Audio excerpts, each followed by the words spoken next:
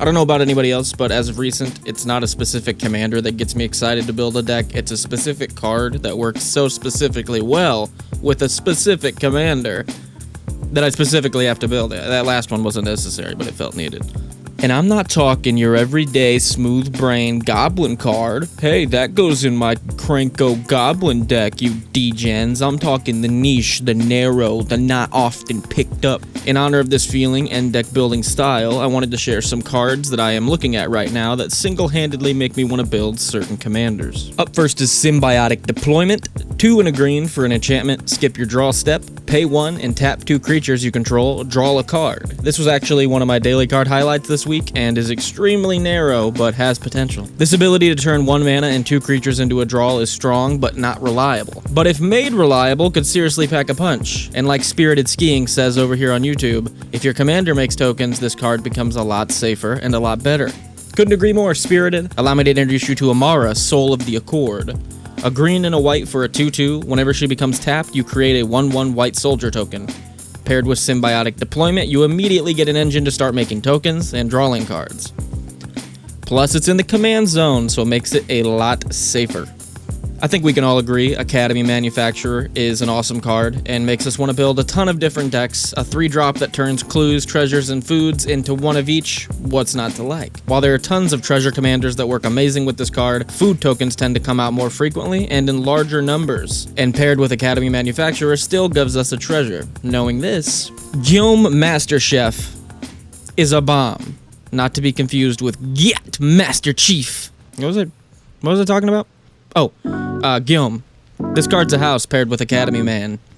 2 a black and a green for a 5/3 trample that makes a number of food tokens equal to the number of non-token creatures that entered the battlefield this turn at the end of each of your turns. You can also sack food to make a thing indestructible. Like, I don't know, Academy Manufacturer? This commander hadn't been on my radar, but upon looking for a new turtle commander to build, I came across this little combo, and it seems insane. And if you don't know what a turtle deck is, I'm gonna make another video on it summing it up, so don't worry, you sheen-laden head, alright? You just... Braid of Fire is a well-known powerhouse. Who lives in the house is a bit more narrow. While powerful, the timing limitations of only being able to use the mana during your upkeep makes it a challenge to find the right outlet for it. For those out of the loop, Braid of Fire is 1 and a red for an enchantment. Cumulative upkeep, add 1 red to your mana pool. So you add 1 mana, then 2, then 3, then 4, and so on every one of your upkeeps. But like I said, you can only use the mana on your upkeep, so finding a commander to fully utilize this effect was fun, and the conclusion to that hunt was Olivia Valderan, because, oh my gosh, a 3/3 flying for 2 a black and a red, pay 1 and a red to deal 1 damage to another target creature. That creature gets a 1/1 counter and becomes a vampire. Then you can steal vampires from your opponents for 3 and 2 black. Now pair this with the massive amount of red mana that Braid will be producing, and you are pinging the hell out of everything and gaining control of everything, since some of that red mana can also go towards the 3 colorless in the gain control active. Give Olivia Death Touch and watch the table panic. You know what? Olivia has 2 cards. You know what? Scratch that. She has 2 cards that make me want to build her. Braid of Fire and Basilisk Collar. Oh, baby. My vampire mommy with a collar and a hair ablaze. I don't know if I've specified how much I enjoyed Wilds of Eldraine, but I really loved this set. The environment, the goofiness, the tone was seriously a home run, and with that home run came great all-around cards, like Asinine Antics, 2 and 2 blue for a sorcery that you can cast with Flash for 2 more. For each creature your opponent controls, create a Cursed Roll token attached to that creature, turning them into 1/1s. While being a great way to diminish go tall threats on the board, this also counts as that many enchantments entering the battlefield for you. So if your opponents have a total of 14 creatures in play, you will create 14 enchantment auras to put into play. Now pair that with something like, oh, I don't know, Eutropia, twice favored, and you're literally gonna win the game. Eutropia is 1 and a green and a blue for a 2/2. Whenever an enchantment enters the battlefield under your control, target creature you control gets +1/+1 counter. I don't know why I said it like a caveman, but we're keeping it in. That creature gains flying until end of turn. Paired with Asinine Antics, you can give a huge power buff to your board, along with evasion. It's kind of like a little crater hoof, if I'm being honest. This is the only deck on the list I've actually made, and I really enjoy it. It's kind of a house.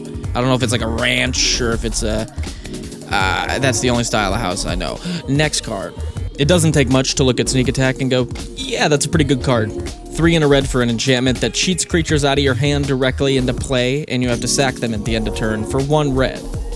Yeah, it's pretty insane. And with its new price tag of around $3, I think that add a little extra layer of insanity to the card.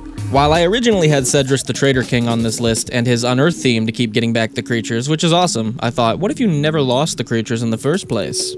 How, you ask? Thanks to Obeka, Brute Chronologist. I'm keeping it in again. 1, a blue, a black, and a red for a 3/4. You can tap her, and whoever's turn it is may end the turn. What this does is remove all effects on the stack that say at the end of turn, so the sacrifice at the end of turn from sneak attack, yeah, we don't have to do that anymore. And then we just get to flood the board with huge threats for absolutely zero downside. I hate to sound like the dude, but Harmonic Prodigy is just cool, man. 1 and a red for a 1/3 with prowess that doubles the triggers of your shamans and wizards. If you know me, you know that I love doubling triggers. That's why double tap was my favorite perk in zombies. Home run, baby, that was a good one. It's easy to get wrapped up in the wizard side of this card, seeing as it is a wizard, but it also says shaman on there. And you want to guess what commander's a shaman? Atla Nestender. I don't know if you got that. That was Atla Nestender in a super dumb voice. 1, a red and a green and a white. I don't know why I put so many ands in between each color, but again, I'm keeping it. For a 2/3, pay 2 and tap her to create a 0/2 egg. Whenever an egg you control dies, reveal the top card of your library. Reveal cards off the top of your library until you reveal a creature card. Put that card onto the battlefield, and the rest at the bottom of your library. With Harmonic Prodigy in play, these eggs trigger twice when they die, and you can see how that gets out of hand very quickly. This combo is no yoke. Alright, next card. Okay, last one's a doozy. Buckle up. You're gonna have to like follow the through line on this one. Our card is Apprentice's Folly, which is 2, a blue and a red, for a saga. Chapter 1 and Chapter 2, you choose target non-token creature you control that doesn't have the same name as a token you control, and create a token that's a copy of it, except it isn't legendary and is a reflection in addition to its other types. Okay, are you with me so far? Awesome, good. Chapter 3, you sack all your reflections you control. Alright, we're still there. Good. So the commanders for this one, and yeah, there's 2 of them, are first off, Elena Kezig Trapper. 4 and a red for a 4/3 first strike, tapper. It should be Kezig Tapper. Add an amount of red mana equal to the greatest power among creatures you control. So she just adds a bunch of mana if you're playing big stuff. Paired alongside her, we have Brunellin the Moonkraken, who is 6 and 2 blue for a 6/8. When she enters the battlefield, or you cast a spell with CMC 6 or greater, return target non-land permanent to its owner's hand. So in this deck, we use Elena to ramp out Brunellin, and with them both out, play the Apprentice's Folly, creating us a token of Elena first, which will net us 8 mana when they come out because we have 2 Elenas. And then Chapter 2, we copy Brunellin, which has the enter the battlefield trigger of bouncing a non-land permanent, which will bounce our Apprentice's Folly back to our hand, so we don't have to sack our reflections.